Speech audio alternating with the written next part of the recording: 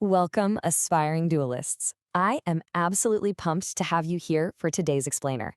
I always like to think of a duelist as a warrior, right? Carefully preparing their arsenal before stepping into the arena.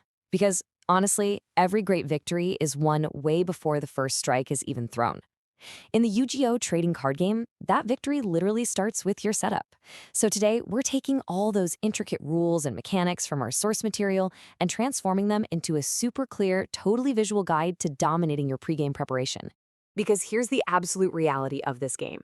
Before you can even think about drawing your first card, you need to master the arena. Game preparation is the very first step to absolute victory.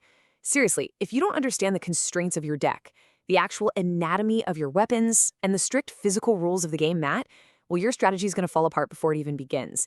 And we are absolutely going to make sure that doesn't happen to you. Okay, let's dive into this.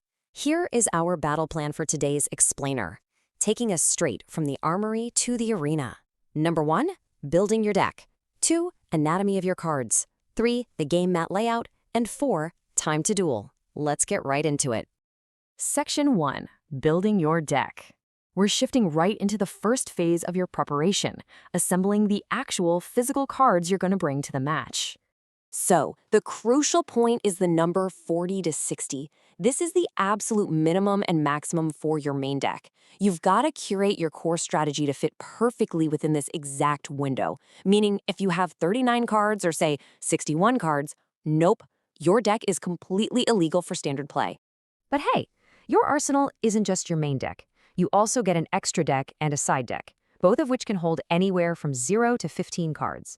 The extra deck is for those special summon cards you bring out when you meet specific requirements. The side deck is kind of cool. It's basically your swap pile between duels and a match, letting you tweak your strategy against your opponent. But listen to this part because it's super important. The size of your side deck cannot change after you swap cards. If you start with 15, you have to leave with 15. Oh, and across all 3 of these decks combined, you have a hard limit. Max 3 copies of the exact same card name. And honestly, that 3-card limit is really just the baseline. The official ban list actually steps in with even the stricter rules. If a card is limited, you only get 1 copy. Semi-limited, you get 2. And if it's forbidden, yeah, 0. Completely banned from play. Also, you have to watch out for cards that share a treated name. For example, Harpy Lady 1, 2, and 3, they are all treated simply as Harpy Lady. So they actually share that total 3-card cap among them.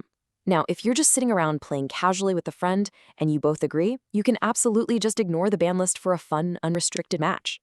Section 2, anatomy of your cards. Now we're transitioning from the decks to the individual weapons themselves, your monster, spell, and trap cards. Which begs the question, how exactly do you read your arsenal? I mean, look at a Yu-Gi-Oh card. It's packed with text, icons, colors, numbers. Sometimes it literally looks like a microscopic novel. Deciphering all this at a glance is really what separates a beginner from a total master. So let's break it down. Let's start with monsters. You can instantly spot basic monsters by their background color. Normal monsters rock a yellow background, while effect monsters have an orange one. Look up at the top right and you'll see the attribute icon, things like dark, earth, fire, and so on. Down in the description box, the bold words, that's the monster's type. Below that is the actual ability. But here is a crucial detail. If you see text written in italics, that's just narrative flavor text. It's fun to read, but it doesn't affect gameplay whatsoever. Finally, tucked way down in the bottom right corner, you've got your fundamental stats, attack and defense points. Now, what's really interesting about this slide is how you read a monster's level. Right below that attribute icon we just talked about, you're going to see a row of stars. And you literally just physically count those stars to determine your monster's power tier. It's just a brilliant, highly visual way to instantly gauge the weight of the creature you're dropping onto the field. Alongside your monsters, you've got your spell and trap cards. These also have a type icon in the top right, but more importantly, right next to it, they might have a special property icon. Spells can be normal, equip, field, quick play, ritual, or continuous. Traps are a bit simpler, normal, continuous, or counter. But what if there's no property icon at all? Well, an absence of an icon just means it's a standard normal card. Super simple. Moving on to Section 3, the game mat layout. We have officially arrived at the arena. When you sit down across from your opponent, you are bound by very strict spatial zones. You definitely can't just throw your cards wherever you feel like it. Right in the center of the mat is your main monster zone. When you summon a monster, it has to take one of three physical orientations: face-up vertical, which is attack position, face-up horizontal for defense, or face-down horizontal, which is a hidden defense position. How you physically place the card on the mat literally dictates its combat stance. But you are strictly limited by this exact number, 5. You can only have up to 5 monsters in your main monster zone at once. And directly below that, your spell and trap zone shares that exact same strict limit of 5. Once those 5 slots are full, you are totally locked up. You have to wait until a space opens up before you can play anything else there. And this brilliantly illustrates the strict nature of the game. The graveyard, or the GY. It sits to the right of your monster zone, and it's where all your destroyed or discarded cards go face up.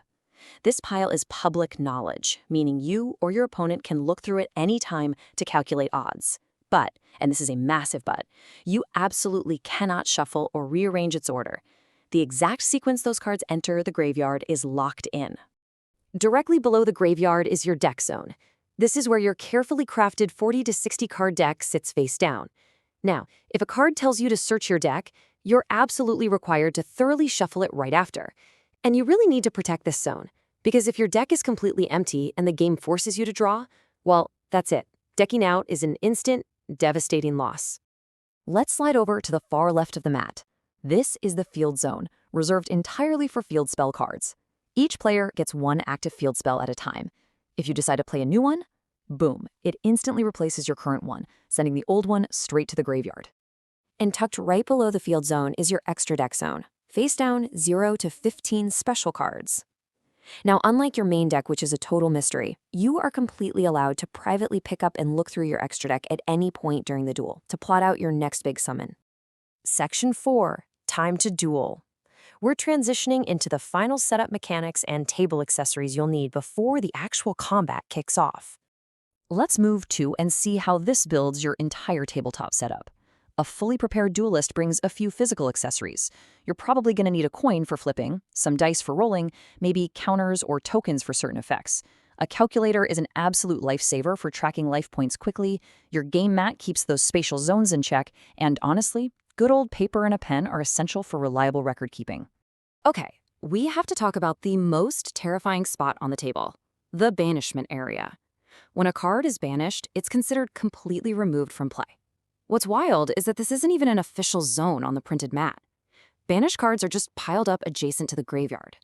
They are totally exiled from the normal flow of the game, and you usually don't get them back into your deck until the very end of the duel. So, your decks are fully legal, you can instantly read every icon on your cards. You know exactly where everything belongs on the mat, and you've got your dice and calculator ready to go.